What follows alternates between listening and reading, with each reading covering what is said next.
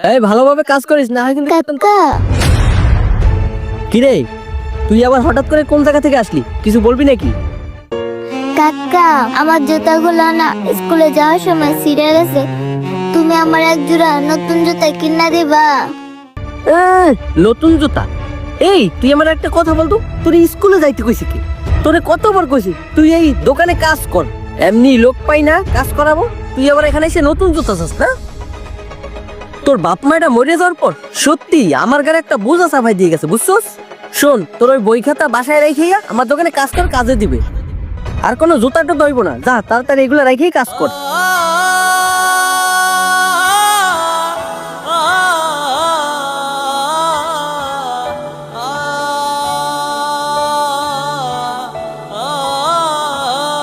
ভাইয়া আমার জুতো জোড়া সিলাইতে কত টাকা লাগবো? কই দেখি।